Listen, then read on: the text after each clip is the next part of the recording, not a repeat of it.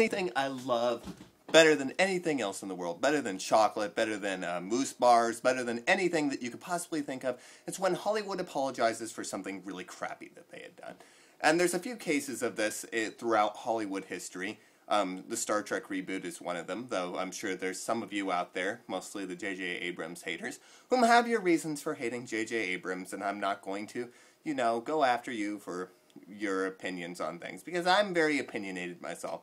But honestly, I think Star Trek is one of those instances where it was kind of like, okay, we have given you nothing but crap movies, television, and everything from Star Trek for like the last 7 or 6 years. Here you go. Here's something really great, spontaneous, and fresh all of a sudden. And that was really quite something. And now we're entering X-Men First Class. And going into this, I'm going to be honest, I was looking forward to it, but there was a little part of me that really thought to myself, there's no way that this can really live up to the Bryan Singer original films. And I've talked to some people, and apparently not as many people really consider these films like modern classics as much as I do, but I was watching them as a kid, and I had watched them like to death, and I just loved the themes in them. I loved the entire idea of like these mutants and the way that they don't fit in with humanity, and people are like, are these people dangerous? What are they? Like, should we put laws where you have to like get a license in order to even be a mutant? Should the government just take control of all of them? And I realized like all of this tied back into the comic book series, into the cartoons and all of that. But as a kid, all I really had was the movies initially, and that got me into the comic books, it got me into the cartoons, and so the movie was really my inception into that world. It was my introduction, and I loved each and every one of those characters to death. And so entering First Class, where you're thinking to yourself, okay, none of the characters that I really loved from the original series is in here, except for maybe Magneto and Xavier, and they're played by completely different actors, because this is a sort of prequel of sorts. It functions a bit like a reboot, because they're actually intending to make sequels to this particular film now. So it isn't really a prequel all by itself in the traditional sense of the word, I don't think. I think they're going to end up revealing later on down the line that's a bit of a reboot. It revitalizes the series. The thing is, while this does tie into the Bryan Singer original films, and it does it really beautifully, like the theme connections, some of the character arcs that are better explained, there's a lot of things in here that are actually quite surprising to like a viewer who's just popping in, and they're like, oh my goodness, there's all this that's explained. Like, the relationship between Magneto and Xavier, is gone over, and you begin to realize why these people like became really great frenemies. I mean, their ideologies are almost completely different, but yet they're almost able to see eye to eye about certain things. And that's where it gets really interesting, and it's one of the things that makes X-Men First Class, I think, stand out from a lot of other superhero films, is the fact that you have somebody who eventually becomes a major villain in the other series. And that's not a spoiler. Everybody knows that Magneto becomes, Magneto. So to see that happen, you have a lot more sympathy for this character than I think anybody really could have anticipated. This is what the Anakin Skywalker story really should have evoked in mass audiences, I feel. Because you look at this character and you go, oh my god, like everything that he went through as a child, all the trials and tribulations he's going through as an adult, you understand why he thinks this way. Why he is so bitter against humanity, and why, like, ultimately, in the long run, one of the things that he thinks is, like, maybe it is best that we, the mutants of society, should rise above all else. Maybe that is, like, what is necessary. I mean, it's the cycle of evolution. Always something stronger ends up coming along and ends up wiping out the lesser species. So maybe we should just let that continue and even encourage it. Maybe we should just, like, start wiping people out. And then you have Xavier, who believes that, yes, we are evolving into this higher being, but we should try our best to be harmonious, because we are still, even though we're mutants, we really are human beings, and we should appreciate the fact that we came from human beings, and we should work together. We aren't all that different, even though we have these powers and these things that really do make us like a menace to society in the eyes of Fox News or wherever, we should stand up. We should be the better people. Even as they're pointing rockets and everything else against us, we should be the ones to rise up. And I think that's where the real heart of this movie lies, especially in the wonderful climax, which I think was absolutely brilliantly constructed and orchestrated, where you have basically the two philosophies of these two characters coming crashing into each other, and like the shit really hits the fan. And I was sitting there just completely wide-eyed going, wow, they actually pulled it off. They made a really good X-Men movie that stands up to the Bryan Singer originals, if not surpasses it in some ways. Because this film, it really has a kinetic energy that I think was lacking from the originals. Even though I love them to death, and I think that they really stand up, like, in the halls of all the other superhero films. Like, these feel very unique and very vivid, and they have a great personality to them. This is less melancholy than those films were. These were more like the good times before all the bad stuff happened.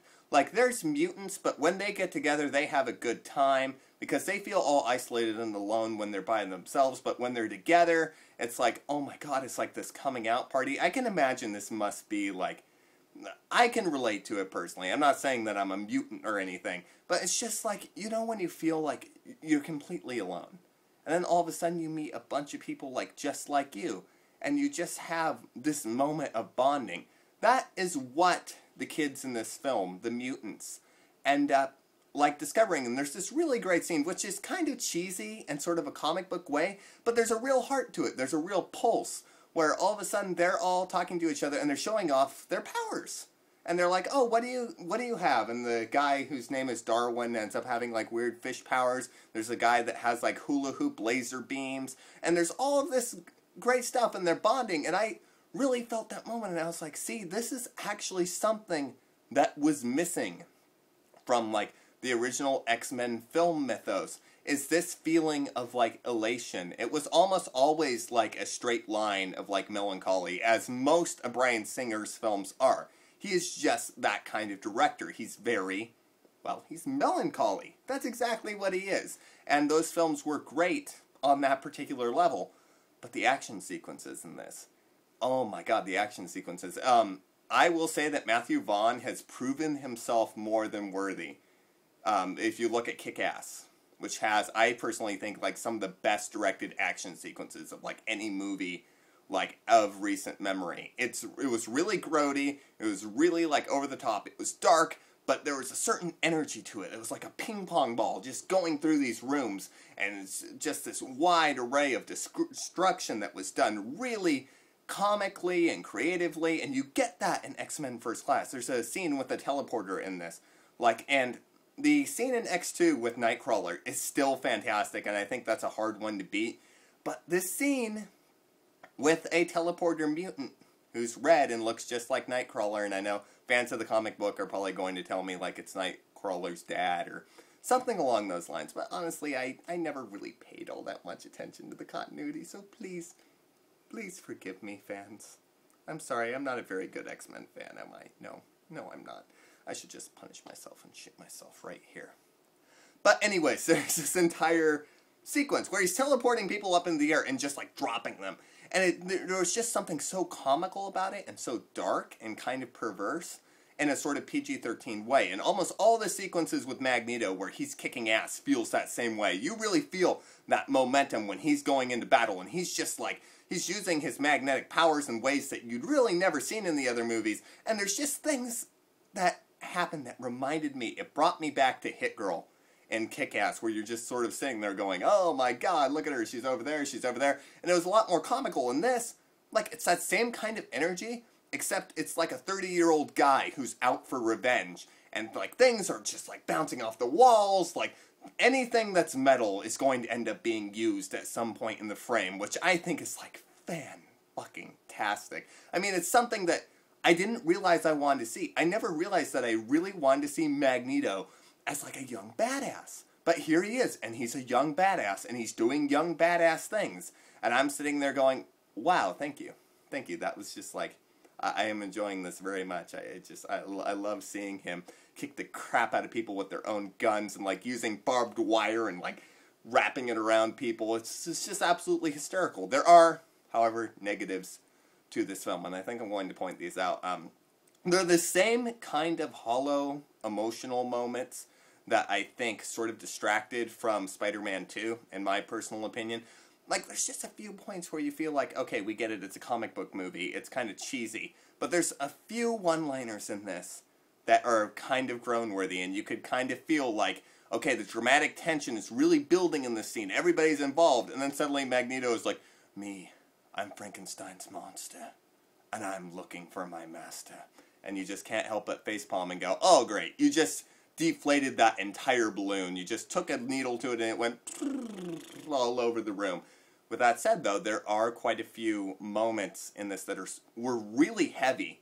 Like, heavier than I was expecting them to be, coming from an X-Men movie. And there's the equivalence, I feel, of Luke lifting the X-Wing out of the water in The Empire Strikes Back. There's a scene that's very similar to that as far as, like, training is concerned, involving the Magneto character, and you'll know when you see it, and it's just such a beautiful moment between two friends who are teaching each other about the world, and they're learning from each other, but in the end they are like completely different, and eventually their paths are going to have to diverge. And this is a really, really great start to the summer. I think it's a fantastic movie. It's one of the better superhero movies by a long shot. It's quite possibly the best X-Men movie ever made, and if you consider yourself a fan of the comics or of the original films, I would suggest going to go see it. You're more than likely you're going to have like a great time. I was actually walking out, and you get that tingly feeling, you know, when you see like just the right movie. And I was thinking about all the scenes that I loved in this as I was coming home, and it just like sent this giant tingle down my spine. Like it was literally like I was high for the next 20 minutes after walking out of the theater. And I can't say that about most movies, that I experience that. I may have like my brief like fanboy moment where it's like, oh my god, that was so cool. But usually they don't linger with me much longer after the fact. Like the ideas that are presented in this film and really mature into X-Men 1 and 2, this actually makes those films better now that you see how that relationship works. There's some continuity errors if you plan to count X-Men 3, The Last Stand, and Wolverine, but honestly, who the fuck cared about those fucking movies? Those were so fucking horrible. Yeah, so it was great. I loved it. I don't really think I can say much more about it. It was, I need to see it again to like see if like my entire conception of the whole thing, if it really is as good as I think it is.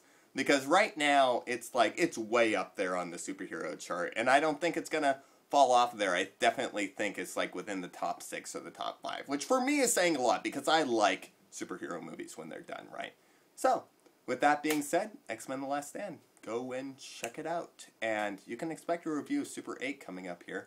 If you can even really call it review, it's more of like a introspective, like rant, fangasm, but you can expect that coming up here real soon.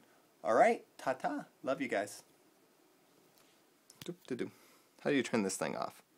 It's always fun.